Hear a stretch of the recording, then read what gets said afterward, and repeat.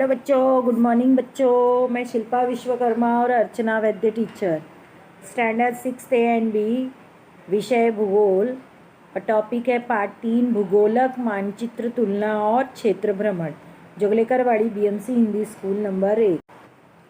बच्चों, आज हम कक्षा 6 भूगोल के अंतर्गत पार्ट 3 भूगोलक मानचित्र तुलना और क्षेत्र भ्रमण के बारे में विस्तृत जानकारी प्राप्त करेंगे। इसके पहले पार्ट में हमने भूगोलक पर अक्षांश रेखाएं और देशांतर रेखाएं किस प्रकार बनाई जाती है तथा उसके आधार पर स्थान निर्धारण किस प्रकार किया जाता है, यह हमने सीखा है। बच्चों, आज हम इस पाठ में भूगोलक और मानचित्र के बीच का अंतर सीखेंगे। बच्चों, यहाँ पर विश्व का मानचित्र दिखाया है और भारत का मानचित्र भी दिखाया है और भूगोलक भी दिखाया गया है। बच्चों, मानचित्र समतल साधन है, भूगोलक साधन गोल है।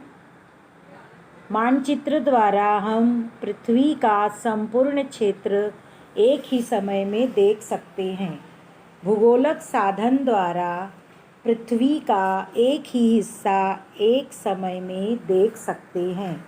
इसमें से मानचित्र का उपयोग विशिष्ट प्रदेश जैसे देश, राज्य के विस्तृत अध्ययन के लिए किया जाता है। भूगोलक को पृथ्वी की प्रतिकृति कहा जाता है।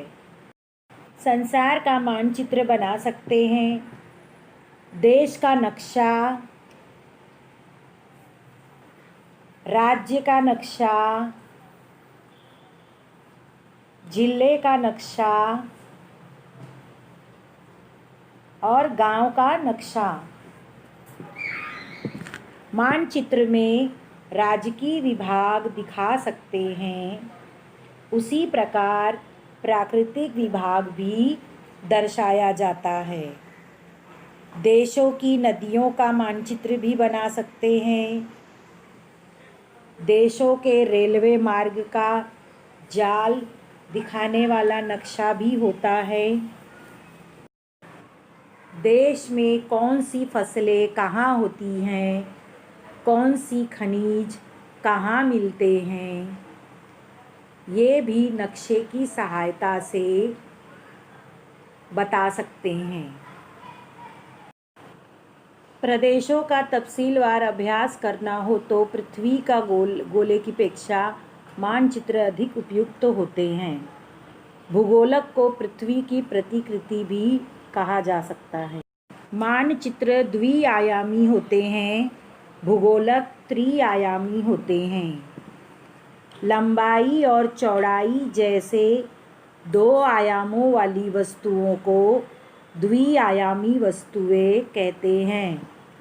लंबाई और चौड़ाई दोनों मिलकर द्विआयामी वस्तु के क्षेत्रफल की रचना करते हैं। त्रिआयामी लंबाई, चौड़ाई और ऊंचाई वाली वस्तु को त्रिआयामी वस्तु कहते हैं। लंबाई, चौड़ाई और ऊंचाई तीनों मिलकर त्रिआयामी वस्तु के घनफल की रचना करती हैं। त्रिआयामी वस्तुएं जैसे डस्टर, डिब्बा, प्याला, लोटा, पर्वत, चंद्रमा, पृथ्वी, भूगोलक इत्यादि। अब हम मानचित्र तथा भूगोलक में अंतर देखेंगे। पहला है, मानचित्र भूगोल के अध्ययन का द्विआयामी साधन है। भूगोलक भूगोल के अध्ययन का त्रिआयामी साधन है। दूसरा, मानचित्र की सहायता से किसी विशिष्ट प्रदेश का विस्तृत अध्ययन किया जा सकता है। दूसरा, भूगोलक की सहायता से किसी विशिष्ट प्रदेश का विस्तृत अध्ययन नहीं किया जा सकता है। अब हम भौगोलिक सैर यानी क्षेत्र भ्रमण के बारे में पढ़ेंगे। बच्चों, भौगोलिक भ्रमण भूगोल विषय के लिए अत्यंत महत्वपूर्ण अध्ययन पद्धति है।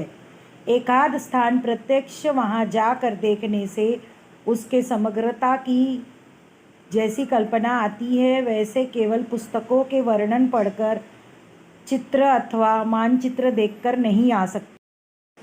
उदाहरण: शक्कर का कारखाना, चॉकलेट का कारखाना,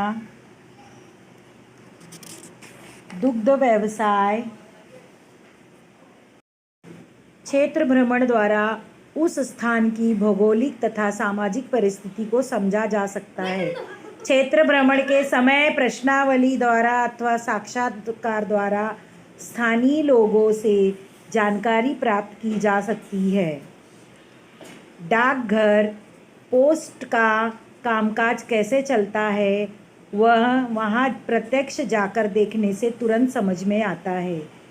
वही अगर निवेदन से कहना हुआ तो पेजों के पेज लिखने पड़ेंगे और पढ़ने पड़ेंगे। बस स्थानक, लघु उद्योग, मॉल,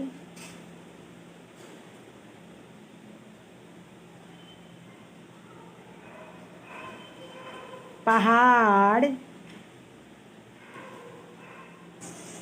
समुद्री तट, लघु उद्योग केंद्र आदि।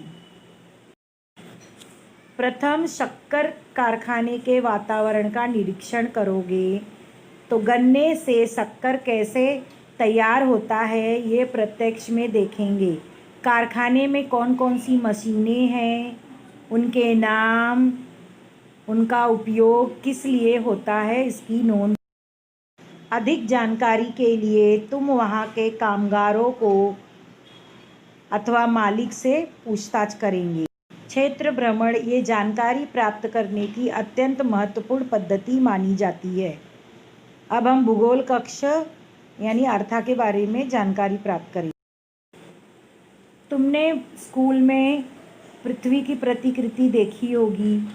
भूगोलक पृथ्वी की प्रतिकृति है, उसे देखने पर पृथ्वी का अक्ष कैसे बना होगा ये ध्यान में आता है।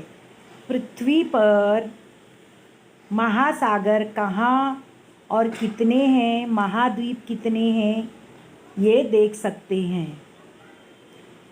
पृथ्वी स्वतः के चारों ओर कैसे घूमती है ये पता चलता है अक्षांश देशांतर रेखा द्वारा, यानी कि ये अमेरिका के संयुक्त संस्थानों में मेन राज्य के यार्थम में संसार का सबसे बड़ा भूगोलक है। यह संसार का सबसे बड़ा भूगोलक अर्था नाम रखा गया है। अर्था पृथ्वी की महाकाय प्रतिकृति है। अर्था भूगोलक के परिभ्रमण और परिक्रमण की गति पृथ्वी की गति के अनुसार रखी गई है। धन्यवाद।